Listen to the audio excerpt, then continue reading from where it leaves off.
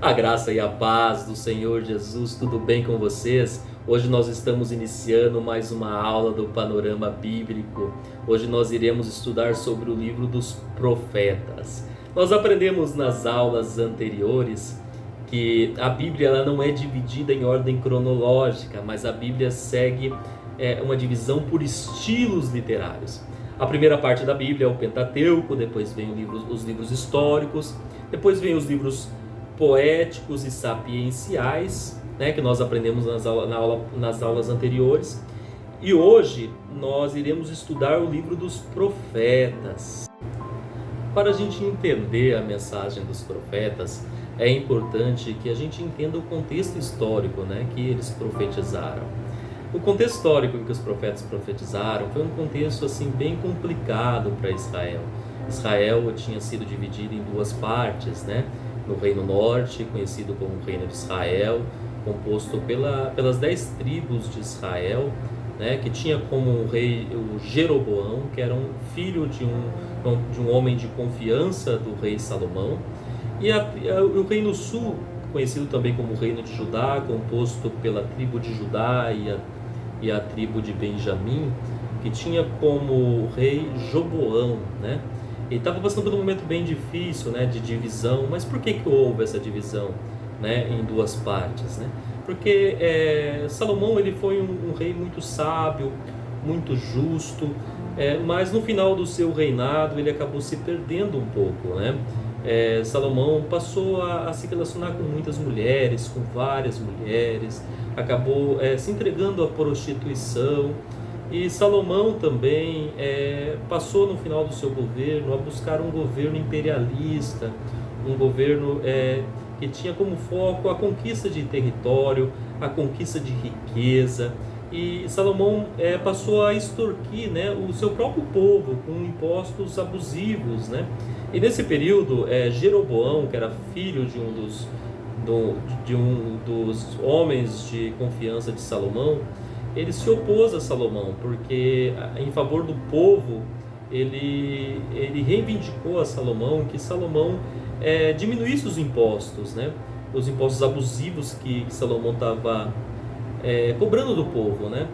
E pelo motivo dele se opor a Salomão, dele criar também grupos ali de protestos ali contra o reinado de Salomão ali no Reino Norte, ele teve que fugir para o Egito para não ser morto, né? E ele foge para o Egito e fica ali no Egito sob proteção de Faraó até a morte de Salomão.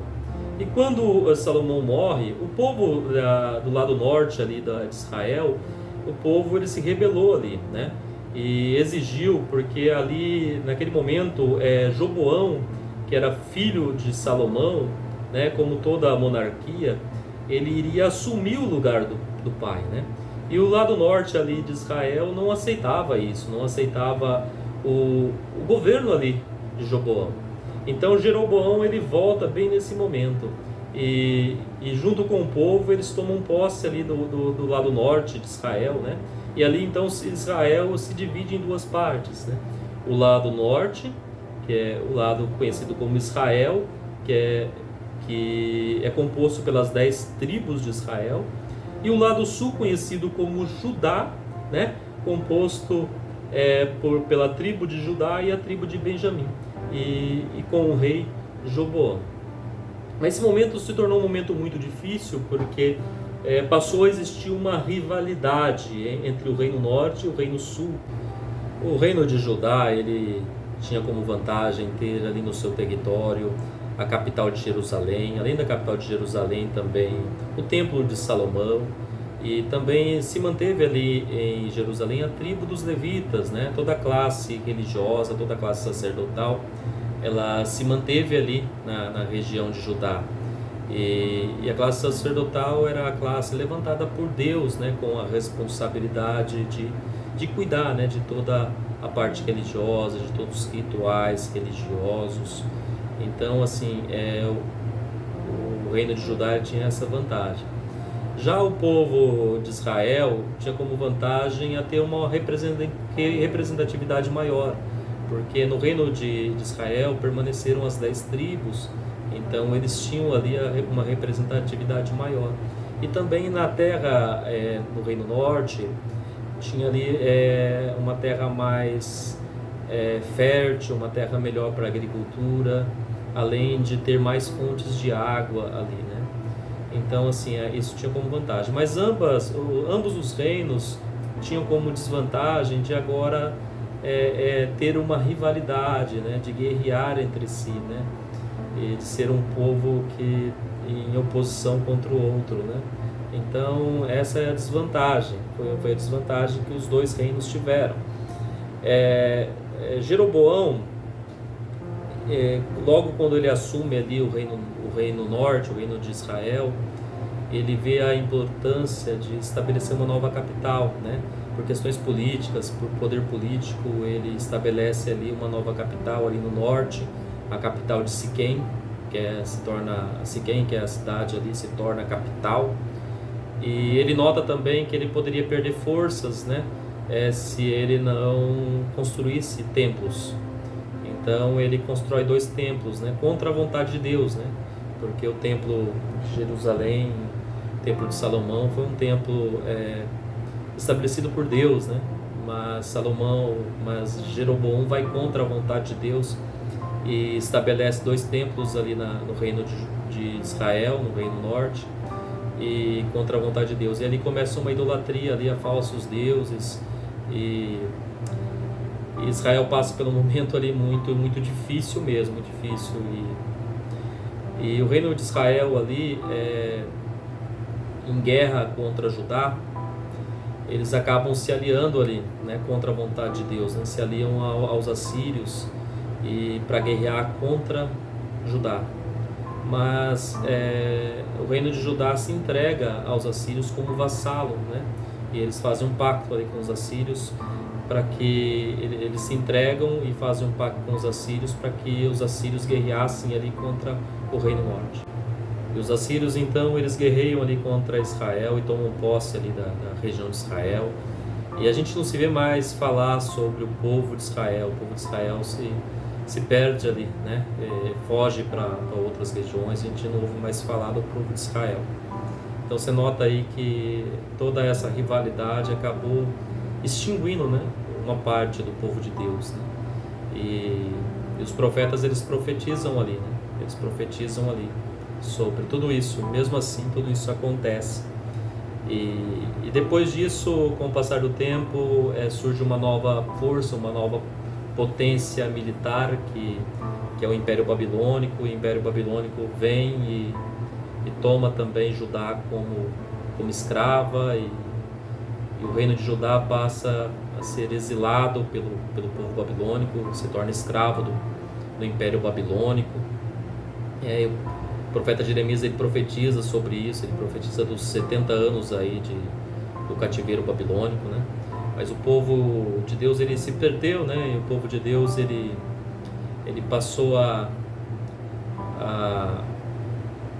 adorar os deuses da Babilônia, e por isso recebe a punição de Deus e acaba sendo exilado com a permissão de Deus pelos babilônios, se torna novamente escravos e se torna escravos da Babilônia. Mas 70 anos eles passam, né, conforme o profeta Jeremias ele profetizou, e passando esses 70 anos vem um novo império, um império forte, que é o Império Medo-Persa, e o Império Medo-Persa ele vence o Império Babilônico e toma posse ali do território de Judá. E ali o povo de Deus passa a ter novamente liberdade, né, porque o rei Ciro, né, o rei do Império Medo-Persa, dá liberdade ao povo a viver a sua religião, a sua cultura, e o povo ali, o povo de Deus reconstrói ali o templo, né, de Jerusalém. Faremos então um breve panorama, né, sobre os profetas, sobre o período em que os profetas profetizaram e a mensagem que cada profeta foi incumbido de passar ao seu povo, né, no lugar onde eles profetizaram, né. Eu passei para vocês um material, né, uma tabela, né, que mostrava um lugar onde o profeta profetizou e o propósito da mensagem. Nós vamos fazer a leitura, né, começando pelo período em ordem cronológica, né? Não por ordem literária, né? Mas por ordem cronológica. Então a gente começa pelo período ali dos assírios, né? E a gente começa por Jonas. Jonas ele profetizou em Nínive. E Jonas, qual era a mensagem de Jonas? A gente sabe que ele foi incumbido por Deus em levar a palavra a Nínive, que se o povo de Nínive não se arrependesse, o povo de Nínive seria exterminado por Deus, né? Mas Deus ele quer mostrar a sua misericórdia, né, ao povo de Israel, né? Jonas ele foi um profeta de Israel, né? Ele foi um profeta do Reino Norte. E Deus ele quer mostrar ao Reino Norte, ao Reino de Israel, a sua misericórdia e a sua soberania sobre outras nações. Então por isso que ele levanta o profeta para ir até Nínive lá. A gente já sabe da história, a gente não vai entrar na história, que é uma longa história, né? Então Jonas ele profetiza em Nínive. Ele profetiza em Nínive, mostrando para o povo de Israel a misericórdia e a soberania de Deus sobre outras nações. Depois a gente também vê no período assírio Amós, né? Amós ele profetizou há 760 anos antes de Cristo e ele profetizou ali em Israel, E o objetivo da sua mensagem era revelar o iminente castigo divino por causa dos pecados em Israel e Judá. Também ele anuncia a esperança de restauração que haveria após o exílio babilônico. Então aqui ele é um profeta pré-exílio e ele prega aqui, ele profetiza aqui sobre o exílio babilônico. Ele profetiza aqui sobre a restauração de Israel, sobre a restauração de Jerusalém,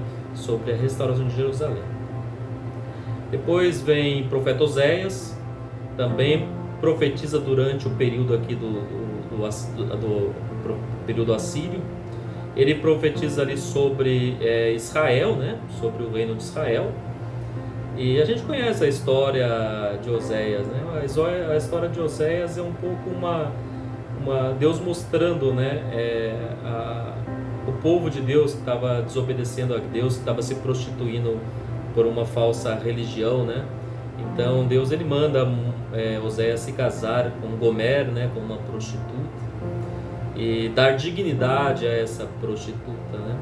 Deus está mostrando através da vida do profeta Oséias que a relação de Deus com o povo de Israel, né?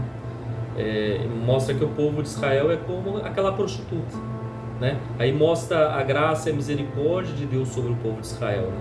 Que mesmo diante de toda a prostituição, do povo falhar, do povo errar, Deus ele estava pronto ali para restabelecer a aliança e restaurar a aliança e dar dignidade. E Oséias ele passa isso na sua relação com a sua esposa. Ele por diversas vezes ele mesmo diante dela cometer adultério, ele volta e busca ela novamente, dá dignidade a ela novamente. Então assim também Deus ele tem feito com a gente. Então o propósito da mensagem é mostrar o julgamento divino, né?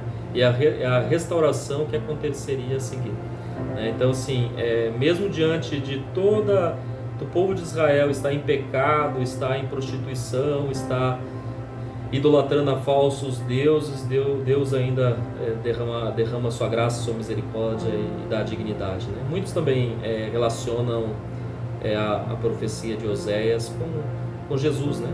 Jesus ele dá dignidade à noiva, né? Mesmo diante da noiva se prostituir, a noiva está em pecado, ele vem ao mundo para dar novamente dignidade à noiva, né? Depois a gente vê também no período assírio o profeta Isaías, né? Profetizou ali 700 anos antes de Cristo. E o profeta Isaías ele incentiva o povo de Deus a permanecer fiel a Deus e fiel à promessa de Deus, a promessa de bênção após o exílio babilônico, né? Então ali o profeta Isaías ele fala sobre o exílio babilônico, profetiza sobre o exílio babilônico, ele mostra que o povo, diante de todo o pecado do povo, né, do povo querer ser como tudo aquilo que o povo ia passar, né? E o profeta Isaías ele profetiza sobre Judá, tá? Então ele está profetizando em Judá, né? No reino de Judá, e ele profetiza sobre o exílio babilônico, e ele profetiza falando para o povo permanecer firme em Deus, né? Mesmo diante do exílio babilônico, mesmo diante da escravidão do exílio babilônico. Depois tem o livro de Miqueias. O profeta Miqueias ele profetiza 690 anos antes de Cristo, e o livro ele anuncia o julgamento de Deus contra o pecado e as suas promessas de restauração após o exílio babilônico. Também ele profetiza durante o período assírio ali, né? E ele fala sobre o exílio, já profetiza e fala o que iria acontecer lá no exílio babilônico, que o povo se tornaria cativo, se tornaria escravo da Babilônia, mas que semelhante ao que Isaías profetizou, ele fala para o povo permanecer firme, e ele fala da restauração, né, de Jerusalém, né? E depois nós vamos ali para os profetas que profetizaram durante o período babilônico. Vamos começar aqui o período babilônico pelo profeta Naum. Naum ele profetiza 650 anos antes de Cristo. Ele também, como Jonas, ele profetiza em Nínive, e sua mensagem conforta Judá acerca dos julgamentos que acometeriam a cidade de Nínive.